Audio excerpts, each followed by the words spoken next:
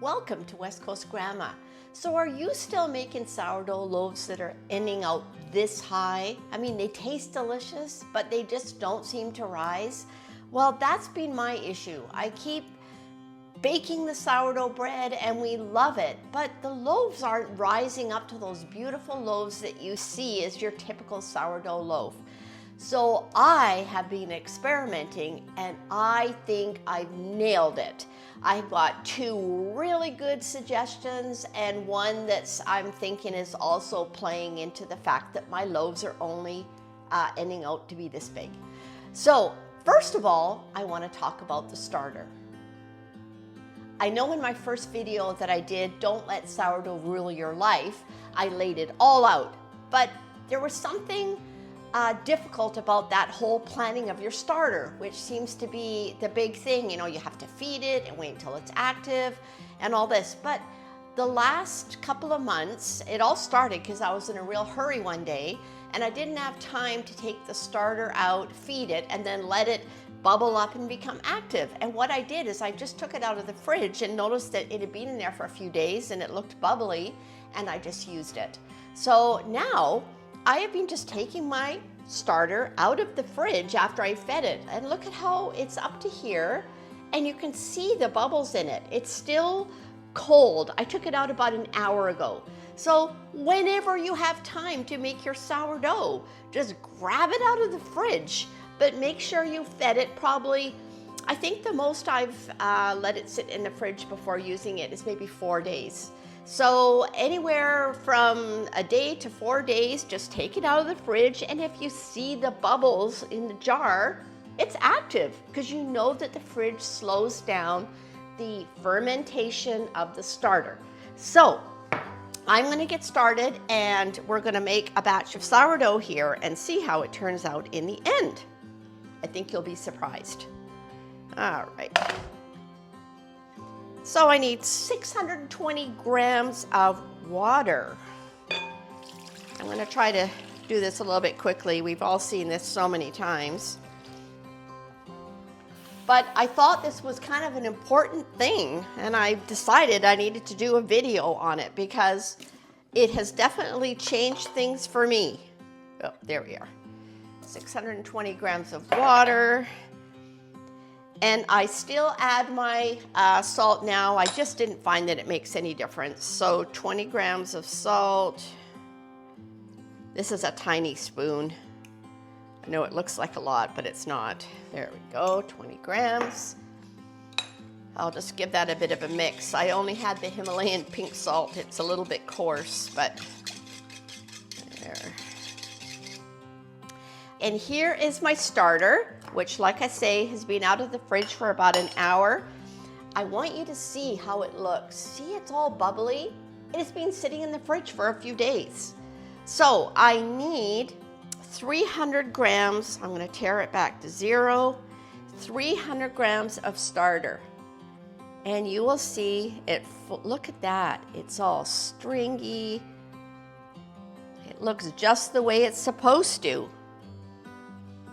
And it hasn't been sitting on my stove where I'm watching it, waiting for it to seem like it's ready.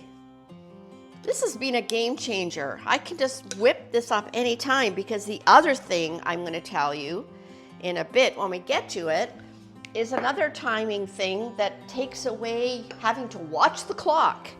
So there we are, 300 grams. Okay, we're going to give that a bit of a mix. It's floating.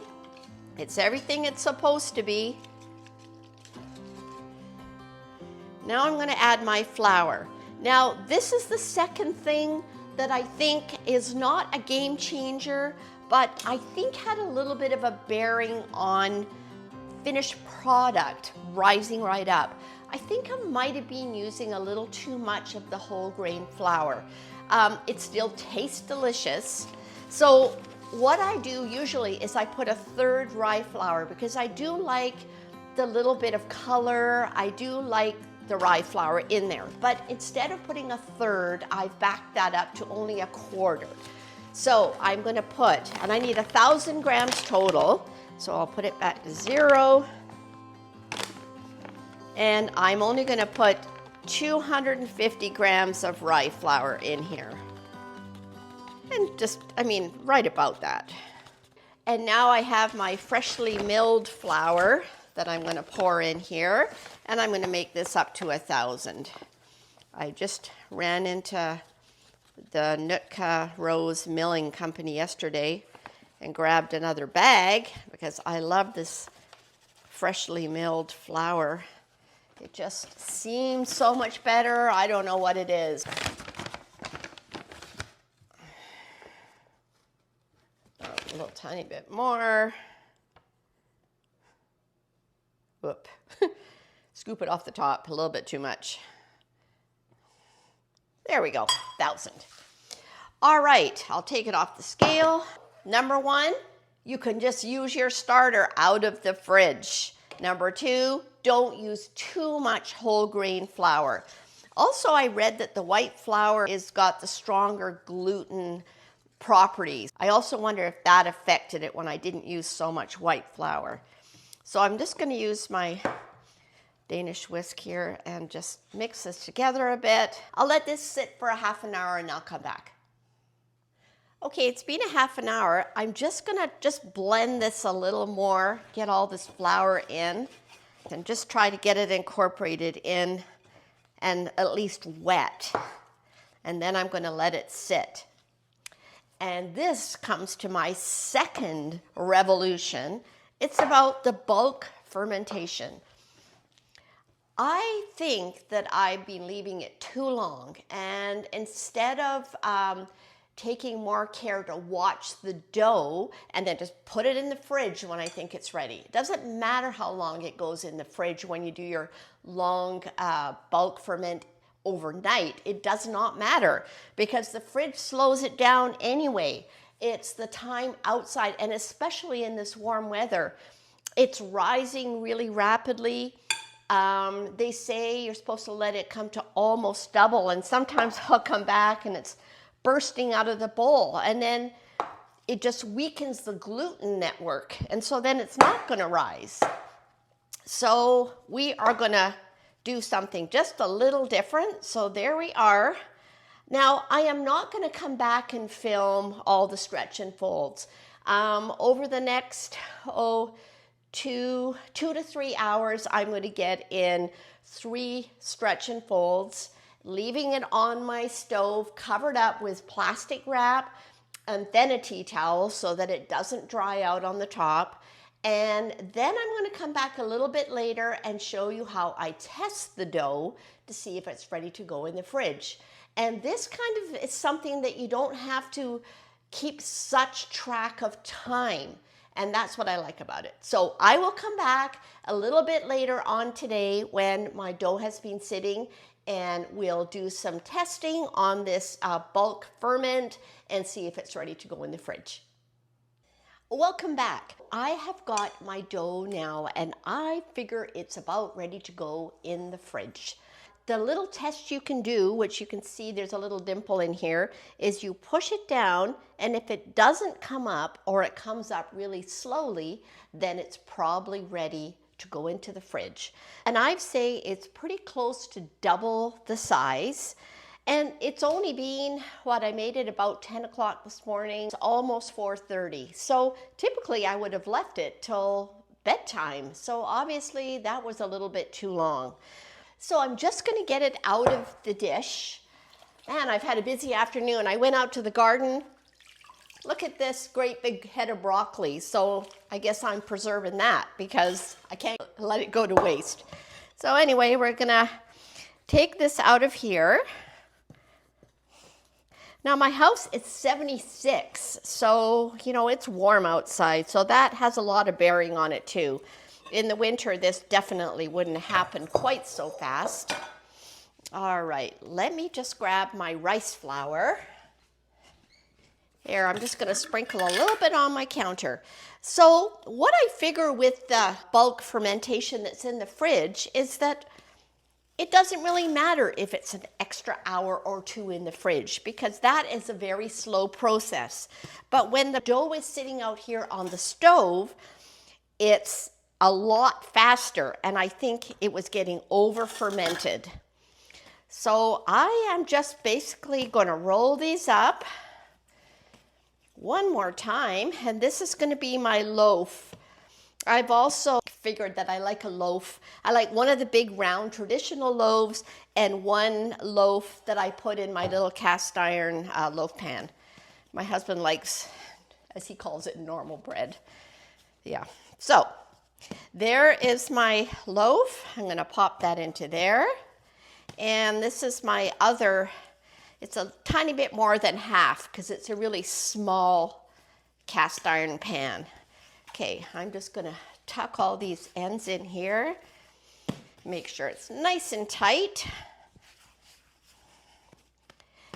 And now, like I say, it wouldn't have really mattered if I had done this probably even an hour ago or if I was a little bit longer. So I'm just ready to get dinner ready. I've just been making some cauliflower cheddar soup. I found a bag of frozen cauliflower from last summer in my freezer when I was putting berries in there. So I thought, might as well use it. So there's my Banneton basket, and there's my loaf. All I'm doing is slipping them into my freezer bags, which I use over every time. And I'm going to be popping these into the fridge. And I'll come back in the morning. We'll score them and put them in the oven. And then you can just see the finished result and see what you think of my 3 new tips, especially the 2 of them. Good morning, and we are back. I have just popped these loaves out of my fridge, and I have my oven heating up. Oh, they're looking good. All we're going to do is score them, and we're going to get them in the oven and see how they turn out. All right, so let's flip this over. Love these silicone mats. They're just the best. There we go. Perfect. Alrighty, so when it comes to scoring, remember, nice and deep. So I make her nice, at least a ½ inch deep. You can make whatever design you want.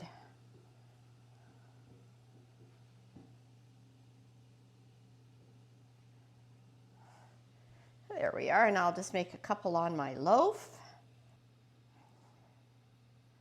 And that's all we need to do. They are ready to go in the oven. So let me grab my oven mitts. Now I set my oven to 500. I'm going to pop them in, and then I'm going to turn it down to 480. Let's pop these in.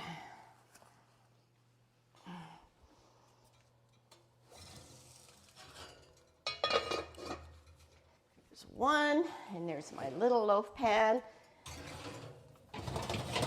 Now, I am going to put some boiling water in here because my loaf pan is open and I want the steam. I leave that stone tray in the bottom of my oven. It kind of helps even out the cooking. There we are. Ready to go. So I'm going to turn this down to 480. And I'm going to set my timer for 20 minutes. And I will come back when I take them out of the oven. And the one thing I wanted to mention again, if I didn't get around to baking these for another couple of hours, it will be fine. You can leave them in the fridge. I probably could have left them in even till tomorrow. So there's no rush once you have it in the fridge because it slows the fermentation down so much, and that's why I'm watching it a lot more closely when it's sitting out at room temperature for the bulk fermentation, as opposed to once it's in the fridge, I don't worry about it so much. So we will catch you when these loaves are ready. Okay, my timer is going to go. I'm going to pop the lid off, and I'm going to turn it down now to 450, and I'm going to put my timer on for about another 15 minutes. Whoa, hot, hot. Whoa, it's looking great. There we go. We're going to turn it down now to 450. And I'm going to put my timer for 15 minutes. There we are. I'm going to come back again when I'm taking it out. Okay, I've been watching this loaf really carefully and I'm going to take it out. It's been in for 10 more minutes. There. Look at that. And look at that. It's perfect. And the usual test that my mom always told me, when you knock it on the bottom and it sounds hollow, it's ready. So I will be getting out my traditional loaf here in a couple of minutes. Okay.